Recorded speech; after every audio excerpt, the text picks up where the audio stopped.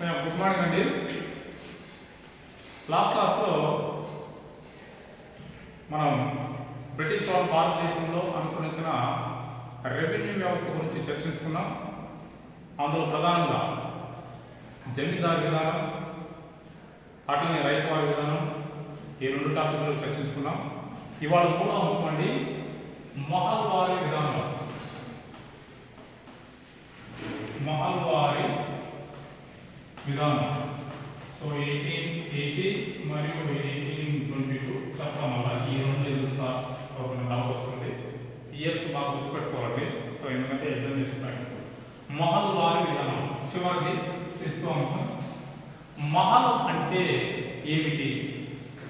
పరిపాలన విభాగం. గుర్తుపెట్టుకోవాలండి, పరిపాలన విభాగం ఎక్కడ ఉంది? మరాఠా సామ్రాజ్యంలో ఇది ఒక unit, administration wing. Mahal is nothing but administration wing. The following Maharashtra empires వాళ్ళు పరిపాలన చేసిన మహారాష్ట్ర. ఇంతకీ దీన్ని తీసుకొచ్చిన వ్యక్తి ఎవరంటే కల్నల్ భట్. గుర్తుపెట్టుకోవాలి, మహల్వారీ వ్యవస్థను ప్రవేశపెట్టిన వ్యక్తి ఎవరు? కల్నల్ భట్ అనే వ్యక్తి దీన్ని ఇందులో మనం తీసుకోవడం జరిగింది. ఇది ప్రధాన ఉద్దేశం ఏంటంటే ఆ యూనిట్లో ఉన్న రైతులే స్వయంగా పన్ను వసూలు చేయడం, మధ్యవర్తులు ఎవరు లేవు. ఇది జమీందారు వ్యవస్థకి రైతువారి విధానానికి మధ్యలో ఉన్న అనుసంధాన వ్యవస్థ. దీంట్లో కమిషన్స్ కానీ, మధ్యవర్తులు కానీ, లేదంటే బ్రోకర్లు కానీ ఇలాంటి వాళ్ళు ఎవరు లేరు. ఆ యూనిట్లో ఉన్నవాడు వాళ్ళే చేస్తారు. అందుకని పన్ను వసూలు చేయడానికి ఇక్కడ ఒక గ్రామాన్ని ఎంపిక చేసి గ్రామ పెద్దను పెట్టారు. ఆ గ్రామ పెద్దని ఏమంటారంటే లంబార్దార్ అంటారు. బాగా గుర్తుపెట్టారు. పన్ను వసూలు చేయడానికి గ్రామ పెద్దని లంబార్దార్. ఈయన ఆ గ్రామంలో పన్ను వసూలు చేసే అధికారం కలిగి ఉన్నాడు.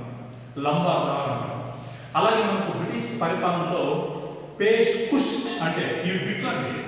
పేష్ కుష్ అంటే ఏమి? పేష్ కుష్ అంటే ఏంటంటే ప్రభుత్వానికి చెల్లించే పన్ను. పేష్ కుష్ ఎఫ్సిసి ఇట్లా అడుగుతుంటారు. బ్రిటిష్ కాలంలో అని అడక్క పేష్ కుష్ అనేది ఈ క్రింది అర్థాన్ని తెలియజేస్తుందంటే బ్రిటిష్ కాలంలో చెల్లించే పన్ను పేష్ కుష్. కబూలియత్ అంటే ఏంటి? ఇది ఒక బిడ్డది. కబూలియత్ అంటే ఏంటి అంటే అంగీకారం లేదా ఒప్పందం. ఏమి? నేను నీకు పన్ను చెల్లిస్తున్నాను అనే ఒప్పందం. ఎవరి మధ్య? రైతు మధ్య, బ్రిటిష్ వాళ్ళ మధ్య, ఇద్దరి మధ్య కుదిరిన ఒప్పందాన్ని కబూలియత్ అంటారు. సో అలా మనకి ఈ మూడు టర్ములు వచ్చిన కొన్ని ఇంపార్టెంట్ పాయింట్ అది. సో దీంట్లో గ్రామ పెద్దని లంబార్దార్ అంటారు. ఈయన పన్ను వసూలు చేసేవాళ్ళు. ఈ కర్నూలు పోతాని వ్యక్తి మనకి కర్నూలు మెకాన్జే సలహాల మేరకు దీన్ని ఏర్పాటు చేయడం మనకు కనిపిస్తుంటుంది. 1822లో కర్నూలు మెకాన్జే ఫస్ట్ కర్నూలు బట్టి 1880లో దీన్ని ప్రవేశపెట్టడం జరిగింది. ఎక్కడెక్కడ మహల్వారీ విధానాన్ని ఎక్కడెక్కడ ప్రవేశపెట్టారంటే పంజాబ్, ఈ ప్రాంతాలు అవుతాయి. పంజాబ్, ఆగ్రా, అయోధ్య, గంగా నది పరివాహక ప్రాంతం, వాయువ ప్రాంతం, ఈ ప్రాంతాల్లో మహల్వారీ విధానాన్ని అమలు చేశాం. దీంట్లో వసూలు చేసిన పన్ను శాతం విలియం బెంటిక్ కాలంలో, బాగా గుర్తుపెట్టుకోవాలి, విలియం బెంటిక్ కాలంలో 66% పన్ను వసూలు చేసేవాడు. ఈ పాయింట్ అడుగుతుంటారు, ఇలాంటి టచ్ చేస్తుంటారు. 66% పన్ను వసూలు చేయడం అనేది మనకు ఈ పీరియడ్లో కనిపిస్తుంది. సో ఇది మహల్వారీ విధానం. దీని లక్షణాలు ఏంటి అని అంటే పన్ను వసూలు చేస్తే వంశపారంపర్య అధికారాన్ని తొలగించారు. నెంబర్ 1 పాయింట్ అంటే జమీందారులు మనకు వంశపారంపర్యం ఇచ్చారు, కానీ మహల్వారీలో అట్లేదు. రైతు వారిలో కూడా వాళ్ళకి రైతులకు ప్రత్యేకంగా ఇచ్చారు, కానీ దీంట్లో అట్లేదు. సో ప్రత్యేకంగా వంశపారంపర్యం తొలగించారు. అలాగే మొఘల్ సామ్రాజ్య పీరియడ్లో ఉన్న పోలీస్ వ్యవస్థ కానీ, న్యాయ వ్యవస్థ కానీ, ఆర్థిక రెవెన్యూ అధికారులు కానీ, సుబేదారులు కానీ, జమీదారులు ఉన్నారు కదా, వాళ్ళ అధికారాలను పూర్తిగా తొలగించేశారు. వచ్చిన తర్వాత బ్రిటిష్ సామ్రాజ్య స్థాపనకు సుస్థిరమైన ప్రణాళిక ఏర్పడింది ఈ మహల్వారీ విధానం తర్వాత. బ్రిటిష్ సామ్రాజ్య స్థాపన సుస్థిరమైనది.